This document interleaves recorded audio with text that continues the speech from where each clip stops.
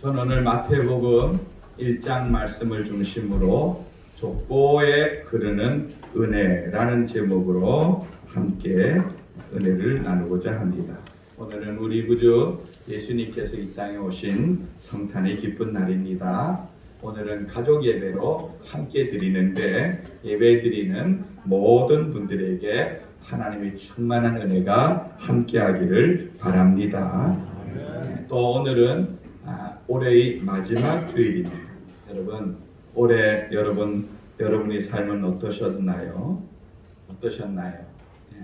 아직 코로나가 조금은 여전히 남아있는 이런 가운데서 어떻게 살으셨나요? 올해 교회의 표는 더 가까이, 하나님께 가까이 하는 것이 복이라 이렇게 했는데, 여러분 교회의 표처럼 하나님 가까이 가는 그런 시간이 되었나요? 아니면 우리들의 삶이 뒷걸음치지는 않았는지 우리 한번 되돌아보기를 원합니다.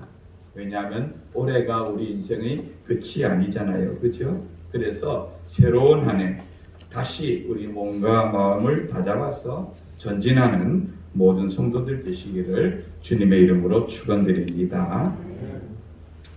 이 마태복음을 기록한 마태는 예수님의 12제자 중에 한 명입니다. 그리고 이 마태가 마태복음을 기록한 이유는 자기 종족인 유대인들에게 예수님이 그리스도이신 것을 소개하기 위해서 기록한 책입니다.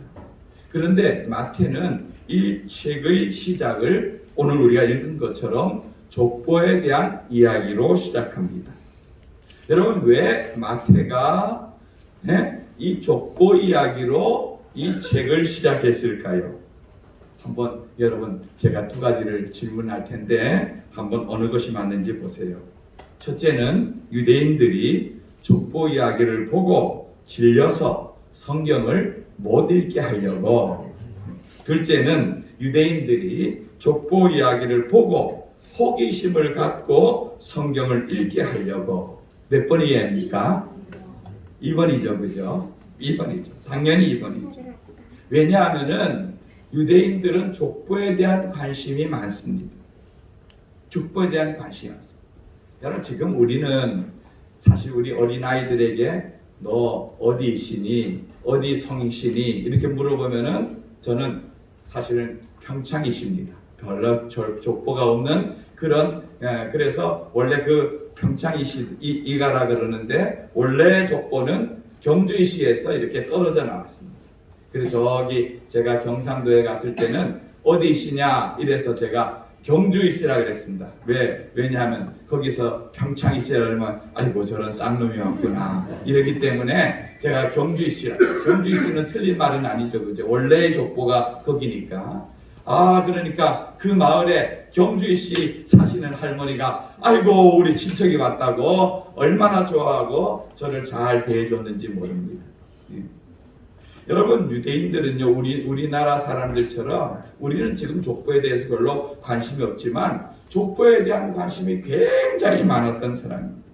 그런데 이 족보에 대한 기록을 자세히 보면은 이 속에 하나님의 은혜가 흐르고 있음을 알 수가 있습니다. 어떤 은혜가 흐르고 있는지 이 시간 같이 살펴보기를 원합니다. 첫째는 약속이 있는 은혜입니다. 오늘 1장 1절 말씀을 함께 읽어보겠습니다. 시작. 아브라함과 다윗의 자손 예수 그리스도의 계보라. 이 계보란 말은 다른 말로 하면 족보라는 의미입니다. 족보라. 여러분, 마태는 결론을 먼저 얘기하고 있습니다. 예수 그리스도는 누구의 자손이라고요? 아브라함과 다윗의 자손. 여러분, 오늘 교회 처음 오신 분들은 아브라함이 누군지 다윗이 누군지 모르지만 유대인들은요, 아브라함, 다윗 하면은 눈이 번쩍 뜨이는 사람들입니다. 여러분, 아브라함이 누굽니까? 이스라엘의 시조입니다. 시조. 우리나라, 우리 대한민국 사람들의 시조를 누구라 합니까? 단군이라고 하죠, 그죠? 단군이라. 이스라엘 백성들, 유대인들은 아브라함이 그들의 제일 처음 시작한 조상입니다. 창세기 12장 말씀에 보면은 하나님께서 이 아브라함을 부르시는 장면을 볼 수가 있습니다. 아브라함아, 너는 너희 고향, 친척, 아버지 집을 떠나라. 그러면 내가 너에게 이런 복을 주겠다 하고 약속했습니다. 창세기 12장 2절 말씀 읽어봅니다. 시작. 내가 너로 큰 민족을 이루고 내게 복을 주어 내 이름을 창대하게 하리니 너는 복이 될지라. 아멘.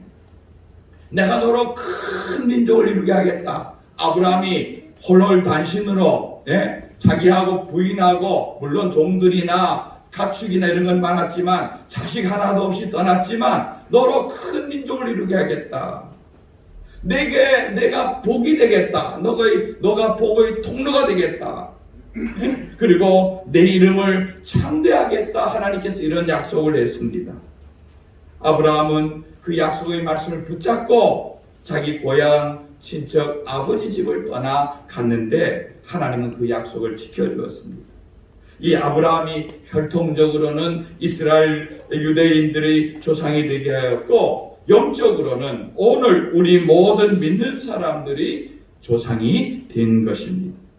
그리고 이 세상에서 그는 땅 한 편 갖고 살지 않았지만 축복의 통로가 되어서 가는 곳마다 그를 통하여서 많은 사람들에게 복을 흘려보내는 그런 복의 근원되는 사람이 된 것입니다. 그리고 아브라함 다음에 나오는 다윗은요, 이스라엘의 2대 왕입니다. 여러분, 두 번째로 왕이 되었지만 그러나 이스라엘 왕 전체를 대표할 수 있는 가장 뛰어나고 가장 훌륭한 왕이 다윗 왕입니다. 다윗 왕이 다스리던 시대에 이스라엘이 가장 번성했고 역사 속에서 다윗이라고 하는 사람은 잊혀질 수 없는 세계 역사 속에서도 뛰어난 왕 중에 한 명이 다윗인 것입니다. 여러분, 다윗은 원래 베들레헴에서 양을 치던 목동이었습니다. 그런데 하나님께서는 그런 다윗이 마음에 들어서 이스라엘 백성을 다스리는 목자가 되게 하셔서 이스라엘을 다스리게 했습니다. 그러니까 다윗 입장에서는 내가 아무리 잘해봐야 베들레헴에서 양치면서 살던 목자인데 하나님이 나같이 부족한 사람을 이스라엘의 목자 삼아 왕을 삼았으니 얼마나 하나님 은혜가 감사한가. 그래서 그의 마음에 하루는 왕궁에 이렇게 있는데 자기는 좋은 집에서 좋은 음식 먹으면서 편안한 침대에서 사는데 바깥에 이렇게 보니까 하나님의 집이 그 당시에는 천막으로 되어 있었거든요. 천막이 펄럭펄럭 하는 것을 보고 다윗이 마음이 아팠습니다. 아이고, 하나님이 나 같은 목동을 들어서 이렇게 큰 하나님 나라의 왕이 되게 했는데 하나님을 정작 모신 곳은 저렇게 초라하니 내가 하나님 위해서 성전을 지어서 하나님 기쁘게 드려야 되겠다. 이렇게 됐습니다. 그 마음이 하나님 마음에 더하던 겁니다. 그래서 하나님이 다윗에게 이렇게 말씀했습니다. 사무엘하 7장 16절 말씀을 우리 앞을 보고 함께 읽어봅니다. 시작. 내 집과 내 나라가 내 앞에서 영원히 보존되고 내 왕위가 영원히 견고하리라 하셨다 하라. 여러분, 사실 다윗은 하나님의 성전을 짓지 못합니다. 왜냐하면은 다윗은 전쟁을 많이 해서 영토를 확장하고 적군을 이기고 나라를 세운 사람이기 때문에 그는 손에 많은 피를 묻힌 사람입니다.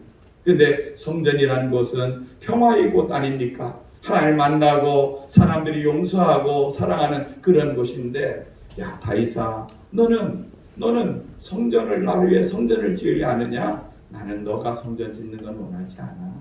내가 너희를 통해서 태어나는 너희 아들이 성전을 짓게 할 거야. 그러나 너가 나를 사랑하는 그 마음, 나를 위해서 그렇게 좋은 집을 짓고자 하는 마음은 내가 이미 받았어. 너가 내 집을 지으려 하느냐? 아니야. 내가 내 집을 더욱더 견고하게 지을 거야. 내 왕위를 영원히 견고하게 할 거야. 하나님은 그렇게 약속을 해 주신 것입니다. 그래서 세상 혈통 속에서는요, 전쟁이나 이런 것으로 말미암아서 다윗 왕조는 끊어지지만 하나님은 약속대로 예수님을 그의 후손으로 보내셔서 영원한 하나님 나라 백성 삼으시고 지금도 그 나라를 이루어가는 줄 여러분 믿으시기 바랍니다.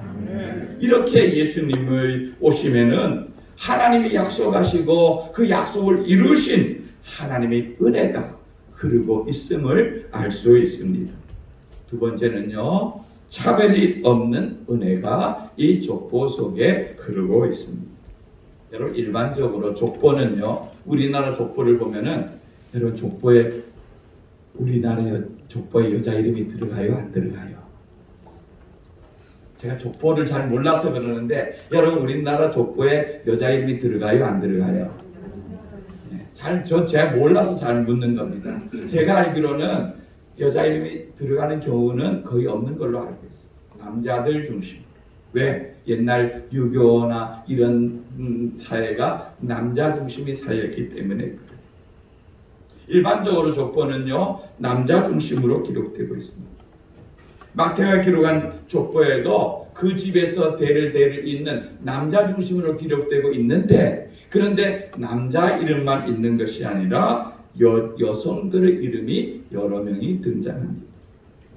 그런데 여러분 성경을 잘 몰라서 그렇지 성경을 아는 분들은 이들의 이름은요, 이 여성들의 이름은 굳이 드러내고 싶지 않은 이름, 굳이 드러내고 싶지 않아요. 여러분 우리 만약 가족사에 부끄러운 가족사가 있다면은 그런 부끄러운 가족사를 드러내고 싶겠습니까? 숨기고 싶겠습니까? 잘 모르겠어요. 여러분의 가족사에 만약에 여기 그런 분들이 없지만 제가 이가입니다. 저희 조상 중에 이완용이라는 분이 있죠. 우리 나라를 팔아먹은 사람. 그런 사람이 조상이라면 내가 사람들에게 나는 이씨인데 우리 조상 중에 이완용이라는 분이 있습니다. 내가 그 피를 물려받았습니다. 이렇게 떳떳하게 얘기하고 다닐까요? 못 다닐까요? 못 다닙니다. 혹시 이순신이라 이런 분이 있으면 드러낼까요? 안 드러낼까요? 드러냅니다. 아, 내가 이순신의 16대 손이고, 우리 선조 중에, 우리 이순신 장군 있었고, 이러고 마치 내가 이순신 장군 된 것처럼 자랑하고 하죠, 그죠? 그러니까 보통 사람들은 내 부끄러운 과거나 내 부끄러운 것들은 숨기는 것입니다. 저도 우리 가문 가운데 부끄러운 옛날의 일이 있는데 지금까지 저는 알고 있지만 여러분에게 한 번도 말하지 않았어요. 왜요? 부끄러운 일이 때문에. 저희 아버지도 그것을 제가 아주 늦은 때에, 나이가 늦은 때에 그 이야기를 한두 번 해줬어요. 왜냐? 부끄러운 일이기 때문에. 저는 영원히 얘기하지 않을 겁니다. 사실 부끄러운 것은 숨기고 싶고 드러내고 싶지 않습니다. 그런데 마태는요, 그 모든 일들을 다 드러냅니다. 3절에 보면은 유다는 다말에게서 베레스와 세라를 낳았다 이랬는데, 여러분 그러면 우리가 생각할 때 유다의 아내가 다말이구나 이렇게 생각하는데, 이 유다와 다말은 시아버지와 며느리 사이입니다. 그러면 시아버지가 며느리를 통해서 자녀를 낳았다는 것입니다. 여러분 이거는 얼마나 부끄러운 일입니까? 숨기고 싶은 이야기입니다.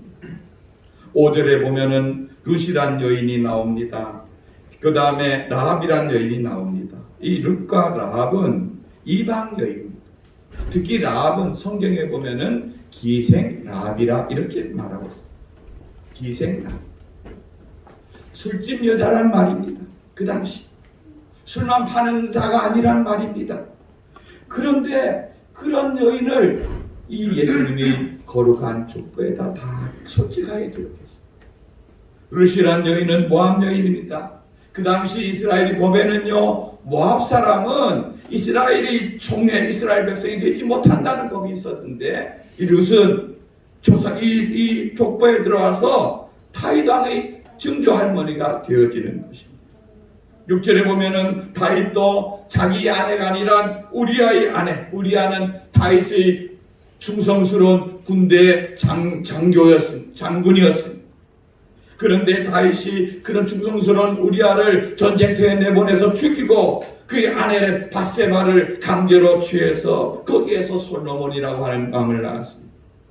여기 보면 이방인 천한 자들, 이런 사람들도 다 믿음 안에서 부모, 그 후손으로 예수님이 이 땅에 오셨다는 거죠. 어떤 신분도 이방인도 여인도 그 모든 것을 예수님께서는 다 품어주시고 용서하시고 그 속에 예수님이 오셨다는 것을 말하고 있습니다. 여러분, 우리나라도 불과 100년 전만 해도 족보에 대한 관심이 많았습니다. 그때는 양반, 쌍놈 이렇게 나누었습니다. 그것이 그들이 신분이 결정되어지고, 아버지가 쌍놈이면은 아버지가 하는 일들을 그들도 했어야 됐습니다. 그래서 그것이 그들 인생을 결정하고 했습니다. 여러분, 기독교가 이 땅에 전파되면서요, 그 벽을 허무는데 굉장히 큰 역할을 했습니다.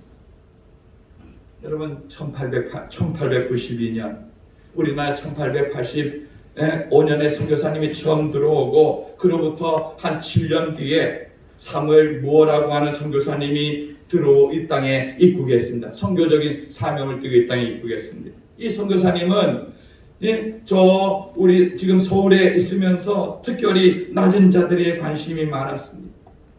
그 당시는 조선시대 아닙니까?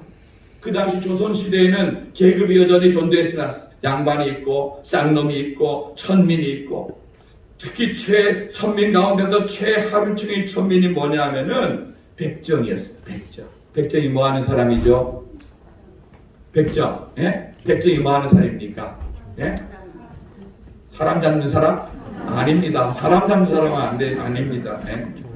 그거는 망나니고, 사형하는 사람. 백정은 소나 돼지를 잡아서 파는, 요즘 말하면은 정육점 사장님이죠, 그죠? 요즘은 정육점 사장님이 굉장히 돈도 많고 인기도 있는 직업이지만, 옛날 조선시대 백정은 가장 천민인 사람들. 그래서 백정은 사람 취급을 못 받았습니다. 그래서 인구조사를 할 때에 백정은 아예 인구조사에 거기에 포함도 안 됐습니다. 여러분, 그 당시는 결혼하면 상투를 올리죠, 그죠? 백정은 상투도 못 올렸습니다. 전 천민은 상투도 못 올립니다. 그러니까 상투도 못 올리니까 갓도 쓸 수가 없었습니다. 그러니까 나이가 들었는데, 결혼할 정년기가 지났는데 상투도 안 들고 갓도 안 쓰고 이러면, 아이고 저 사람 보나마나 뭐다? 백정이다. 백정. 근데 이 사무엘 무어란 선교사님이, 그는 교회를 세우고 또 어려운 학생들을 위해서 학교를 세웠습니다. 그런데 그 당시 서양인들이 하는 학교예요. 양반 사람들이 잘 안 갔습니다. 눈이 파랗고 코가 큼직한 사람들. 그래서 우리가 지금은 명문대학 중에 하나인 연세대학교나 이화여대, 다 선교사님이 세운 학교 아닙니까? 이화여대를 세워놓고 학생이 없어서 고아나 이런 사람들을 데려다가 그들에게 먹이고 입히고 그들에게 가르치고 해서 그 사람들이 우리나라의 박사가 되고 우리나라를 이끌어가는 지도자가 되고 한 걸 알 수가 있습니다.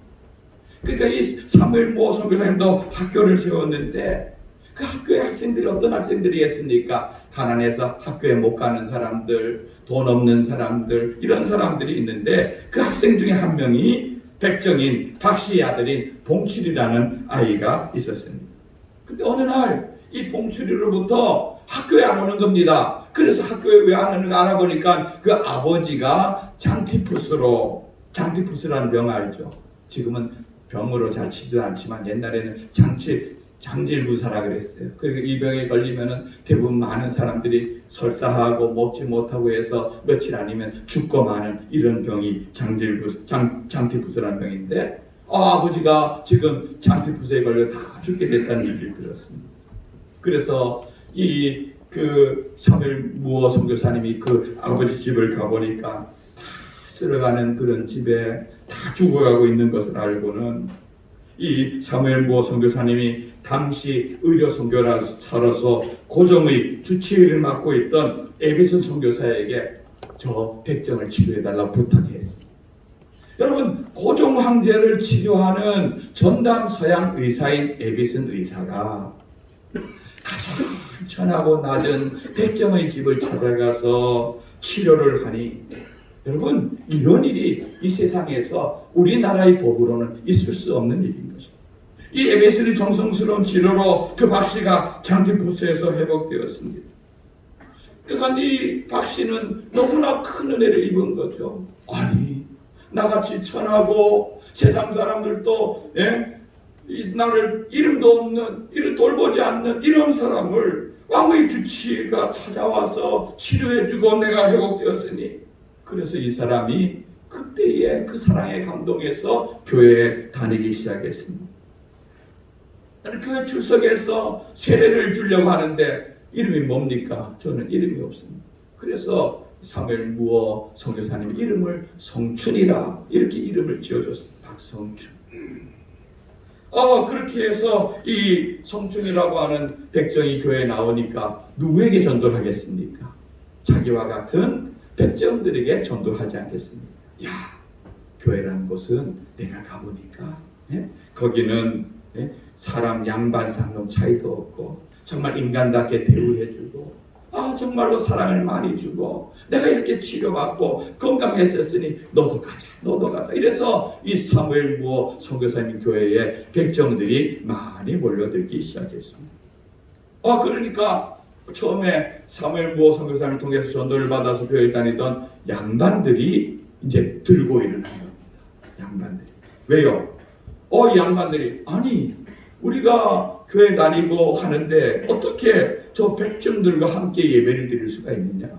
아니 그래도 예수님의 사랑이라고 하니까 백정들과 함께 예배는 드릴 수가 있는데 우리는 양반이고 저놈들은 쌍놈이니 천민이니 우리와 저놈들을 같이 죄송합니다. 저놈들이라고 자꾸 해서 우리가 그 당시 그들은 그렇게 했을 겁니다. 저놈들을 같이 예배 드릴 수가 없다. 우리들은 양반이니까 예배당 앞자리에 우리를 위해서 자리를 마련해 주고 저 백정들은 천민들은 뒤쪽에서 예배 드리도록 해달라고 선교사님에게 요구합니다.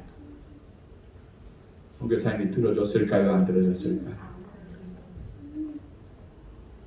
우리는 당연한 것 같이 얘기하지만 그 당시 시대 상황은 그렇지 않았습니다. 그러나 선교사님은 하나님 안에서는 양반도 백정도 천민도 다르습니다. 우린 모두가 다 하나님 앞에서 죄인이고 하나님은 우리 모두를 다 사랑하십니다 하고 그 양반들의 요청을 거절했습니다. 그러니까 양반들은 어떻게까지 말했는지 아세요? 우리는 저 백정들이 예수님 믿고 천국 간다면은 우리는 그런 천국 우리는 안 갑니다. 이렇게까지 얘기했어요. 그래도 하나님 앞에서 모든 사람은 인간은 평등하다고 생각한 선교사님은 끝까지 그들의 요구를 들어줄 수 없고 그러니까 양반들이 어떻게 하겠습니까? 우리는 그러면 선교사님과 함께 할 수 없습니다. 그리고 그들이 뛰쳐나가서 다른 곳에 교회를 세웠습니다. 양반들 교회를 세웠습니다. 여러분 이렇게 해서 영혼이 흩어졌으면 참 초대교회의 불행한 일이겠죠. 그런데 이 양반들 교회 사람들이 교회 따로 나가서 교회를 세우고 1년, 2년, 3년을 지나면서 하나님 말씀을 배우고 하나님 말씀대로 가까이 가다 보니까 우리가 잘못했구나. 하나님 안에서는 양반이나 쌍놈이나 없구나. 이방인도 여인들도 모든 죄 있는 사람들 그 모든 사람들을 다 불러 모아서 하나님께서는 우리를 하나님 백성 삼으셨구나 하는 것을 알고 3년 만에 두 교회가 같이 합치는 것입니다. 그리고 그 교회 일대 장로가 바로 이 박성춘이라고 하는 백정이 그 교회 일대 장로가 되었습니다. 여러분 얼마나 복음이 위대하고 예수님의 사랑이 위대한가 하는 것을 잘 보여주는 예인 것입니다. 세 번째는요.